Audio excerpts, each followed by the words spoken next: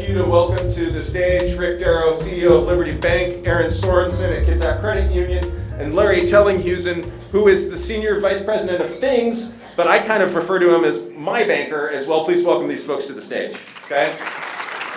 I might have made that title up. But anyway, so, we learned during COVID that your relationship with your financial institution is pretty darn important. And our local financial institutions were a pipeline and a lifeline for many businesses to survive during COVID. So we wanted to spend some time talking about what's important about that relationship with your financial institutions. So we're going to start with the very title of this panel, which is what small businesses need to know, accessing funding. So that's the first question, and Rick, you've got the microphone, so we'll hand this question to you, and then we'll just go down the row. Question is, what is a critical best practice or something that small businesses absolutely need to know 100% when it comes to business loans and access to capital? And I am looking for different answers from each one of you. So Rick kind of has the advantage. So can you, okay. Okay. Well, the one that's probably the most obvious, and we see it as the most important at Liberty Bank, is the relationship, is establishing a strong relationship with your bank. It's extremely important, and Joe, you alluded to it. It's a principle in terms of success. And what I found over the years is that those business owners that are reaching out to their banker on a regular basis, and it's not like going golfing for the day or anything like that. It's more of just updating your banker in terms of what's happening with your business. What are you trying to do? And so they're aligned with you as you move forward through time in terms of the things that you want to do and accomplish. And so it's extremely important to do that. And you're going to probably find that most available with an institution like the three of us that are up here, quite honestly. Okay, straight down to Larry. And Larry, I'm sorry, would you please give us your full title? Yeah, no, you got it. I'm Larry, Joe's banker. Yeah, Okay. yeah. Larry is Senior Vice President in Business Banking, Market Manager for Kitsap. But so Rick took my no. I've got another one. The biggest piece of advice that I would give for a business that's looking to approach a bank to access capital, I would say is have a plan. Have a not just something that you've thought through, but have a formal plan. Think through, there's folks out there, Small Business Development Center and SCORE, that'll help you work through this and put it together. And it allows you to think through things that maybe you hadn't thought of. It allows you to kind of see around the corner of those blind spots and anticipate stuff. And what it does for the bank is it tells us that it's more than just an idea or a dream or a goal that you want to do, that you've actually put some thought into it and you're prepared to get started. So it gives us a lot of confidence there. Okay, Erin. Okay, they both took my answers, but to mimic the relationship and to have a formal plan. And then also, keep in mind, I remind borrowers to, when you're, looking for capital, think like a banker at that time too. What is the repayment sources? How are you going to be able to repay the capital, the loan that you need coming forward, and what key items do you have in place? How is your credit? How is your collateral? How is your capacity? We're looking at the 5 C's of credit, going back to business banking basics. So I would keep that. I don't know what they are. Can you give us Let's see. Character, capacity, collateral, conditions, and capital. And I usually add, like a 6 is a contingency plan. All right, so the next question, you can hang on to it Okay. if you want, Erin. Great. I think what I would like to know from an economic development perspective is what have you three seen in the business banking market and the lending market this year? So, the year's almost over. Year's almost over. I would say the beginning of 2024 had a slow start, and it is starting to uptick. We see a lot of businesses that have eagerness to continue on with business instead of waiting. We did have a small rate adjustment in, at the Kitsap Credit Union side, I am seeing, more eagerness to start on applications and start working on funding, start looking at the 2025 plan. And so I think right now what I'm seeing is eagerness in businesses right now. There's a lot of planning going on. I see a lot of businesses taking on extra education pieces right now. We've had a lot of changes since COVID. And so, those are some of the items that I see happening right now. Okay. Yeah, so I would agree with Erin. I think to start the year, we saw a little bit of pause. I think, some small businesses were concerned about the economy, what was going to happen. But, by and large, we're seeing small businesses perform very well. They've recovered from the disruptions of the COVID pandemic, overcome some supply challenges, and for the most part, they're doing very well. It's not all positive. I mean, there's still some challenges out there. We know the labor market is a challenge. Insurance isn't getting any cheaper, but for the most part, businesses are doing well. We're doing well at the bank. We've done a lot of commercial real estate. We've done a lot of construction lending this year. Our small business lending team is having a fantastic year, and we have a very robust SBA department. So we're seeing it. We're seeing things pick back up. Okay. Yeah, I would agree. I think there's a mixed bag, really, in terms of this last year. We're looking at it from a variety of sources. One of the things that I am seeing is you've seen pricing rise, so you've seen inflation, and so the costs of running a business have risen, and yet in many cases the revenues just haven't kept up. So you've got a situation where there's a little bit of what I would say margin compression for the businesses in general, and so it means they're having to be a little bit more disciplined in terms of what they do.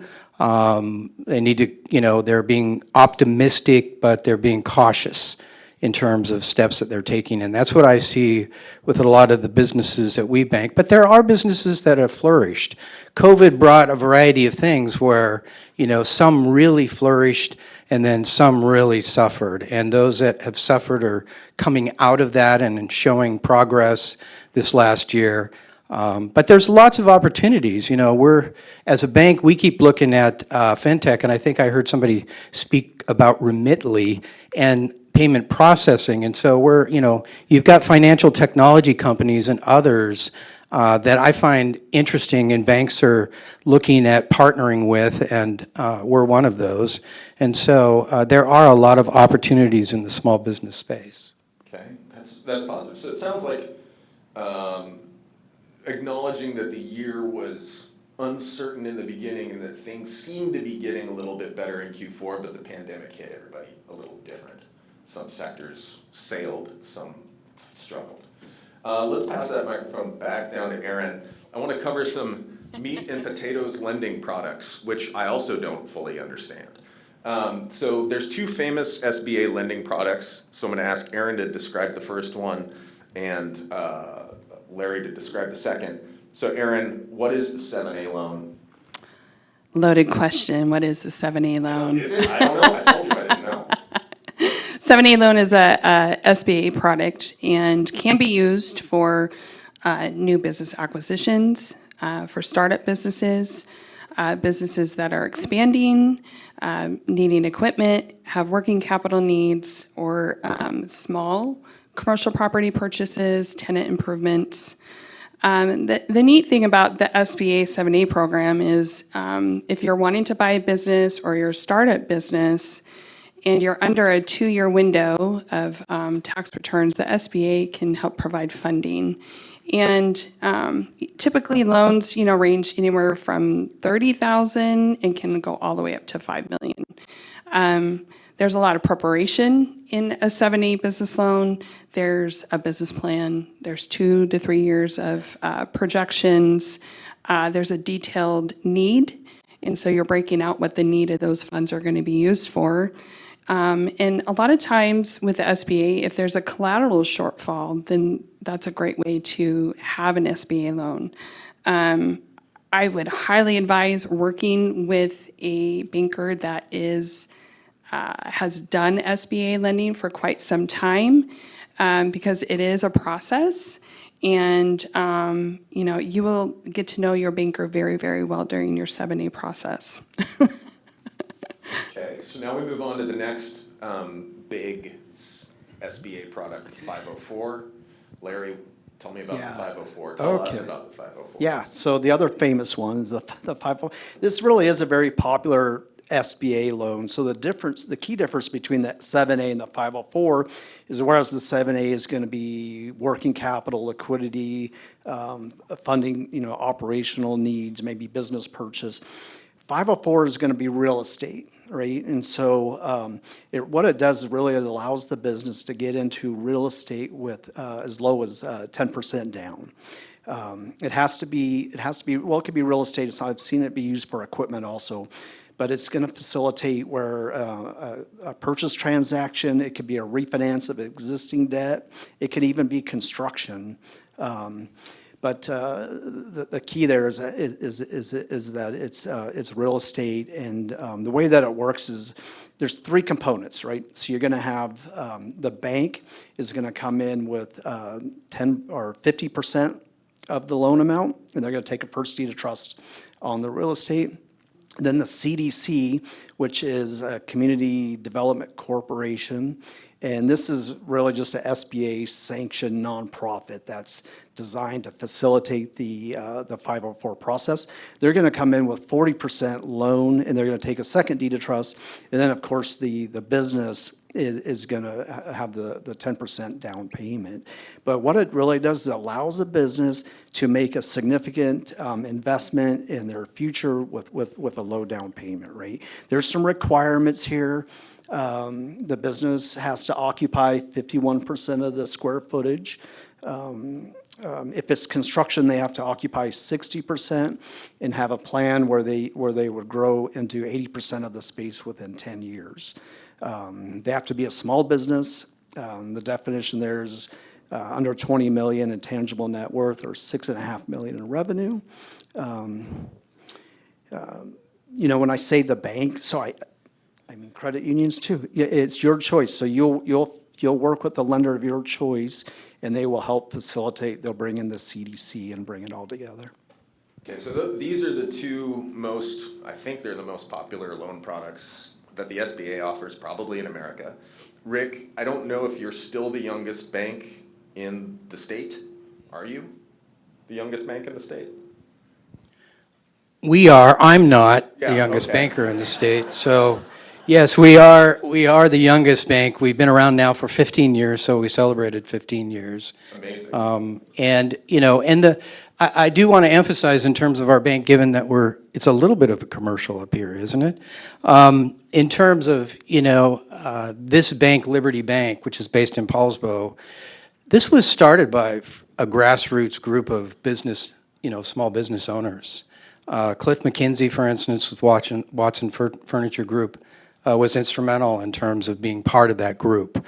You've got Eric Anderson with Art Anderson and Associates, who is currently chairman of the bank. And so you've got a group of people that were dedicated and wanted to plant a bank that made a difference. And so we're focused in on that business niche. That's what we do.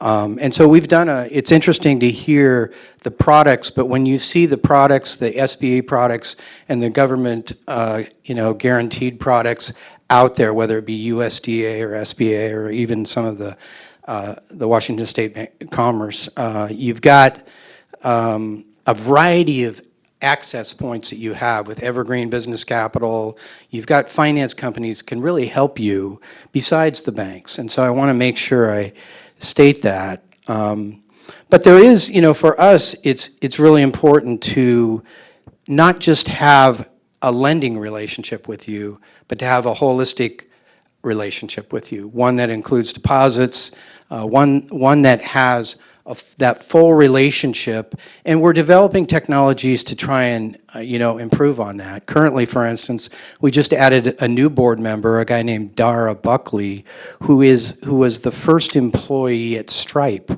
and he's joined our board to transform the bank into serving that business niche customer. And so that's a little bit of the commercial, but on the loan side, there are a number of instruments that can be used by small businesses. You've got, many types of loans. You've got lines of credit, business lines of credit, secured, unsecured. You've got commercial real estate loans. We've had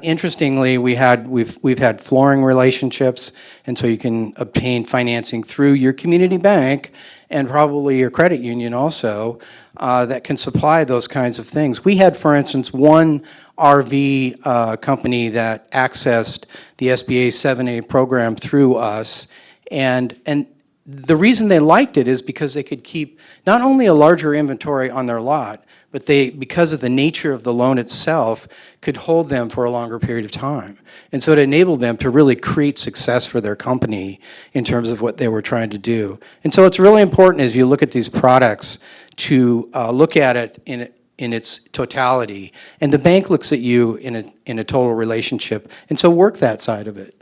Make it important for you in terms of establishing a good, strong relationship with your banker, like Joe has. Thank you, Rick. I appreciate it. And by the way, thanks to all of you for being investors in Kita. 2 out of 3 board members, and Sean Gilfetter, the third, is spiritually up here. He was here earlier today. So these are your local financial institutions, folks. What kind of questions do you have for them? Okay, sir. So when you're looking at the strength of a business, potentially getting grant money, and maybe having that business understood as being an opportunity where there's a lot of money, to be had, how is that, how do you converse about that, the strength of a business plan on grant money, potential grant money, and the opportunities that exist, in and around the idea, as opposed to, strength and, numbers and projections and all that, but really basically to get free money. I know investors like it, but how do banks look at that? So the question surrounds business grants, is that? Yeah, so Okay. if you have a business and then you have grant opportunities, Okay. in a nonprofit or Oh, whatever's okay. going on, Yeah. how bankers look at it. I mean, investors look at it, it's great because it's kind of free money, but how do bankers look at that as far as, money to the business, and how do they assess the strength of that? Well, are you talking about a nonprofit that's accessing grant money to fund its, a project or whatnot? Well, I mean, just in the, general sense of business. Well, for example, I'm going to start an immersive training program for painters and put people back to work, and I'm working with some really high profile, and there's a lot of money. Senator Hansen's, giving out opportunities for money and grants and putting people back to work. It's kind of a well understood idea, but the numbers game, as far as grant opportunities and how that helps a relationship with the bank. Can you maybe speak to that? Well, it can be varied, to be honest with you. I think it speaks to the character of the organization that you're seeking funding from different sources to basically create success for yourself. And that's what it's all about, is for us to partner together to create that success. But at the same time, we're always looking at even if you're a nonprofit, do you have sustainable revenues or sustainable profitability that's going to carry you forward? And so, that comes out in the business plan that Larry was talking about earlier in terms of laying out a foundation for understanding where you're going. And so for us, in terms of looking at it from a bank standpoint, is again, we want to partner with you on a go-forward basis, and the grant money helps. It speaks to maybe the character and your ability to have a focused approach in terms of what you're trying to do. But it's one of many things, right? So. All right, let's pass that mic down and let's see if there's another question. It's Melissa. Melissa. So what would you say, this is broad, but what would you say is the biggest or are the biggest barriers to accessing capital for business owners in Kitsap? Oh, great question. Biggest barriers to accessing capital for business owners in Kitsap. Beautiful question. Yeah. So that is a great question. A lot of the stuff that we've talked about is having a plan. there's a couple things I'll say. So one is having a plan. We talked about that. Having good and accurate financials. So a plan's going to tell the bank, hey, I've thought this through, I've got a plan. The financials are going to tell us that you've been able to execute on that plan, right? And so just, and this has been said before, but have a relationship, develop a relationship with a bank. They're going to help guide you and give you some instruction there on what the banks are going to look for and make it a little bit easier on you. Credit, absolute showstopper. Erin was going to say this too. You know, this will stop everything right in its tracks. Is not having good business credit or not having a good personal credit. So get that cleaned up before you come in and talk to the bank is a big help. The other thing that I would add is, it's been said before, I think Tara Lee talked about having a team. Having a team, having a CPA or a bookkeeper that can do your finances, having an attorney that will help you with the documents, having a banker or a lender that can help you kind of navigate the waters. If you're married or have a significant other, have a spouse that's going to support you. If you get into business and think you're getting a 9-to-5 job, you're going to want to have your spouse behind you, because some days it'll be 9 to 5, but there's going to be days it's going to be late nights. Give them a hand.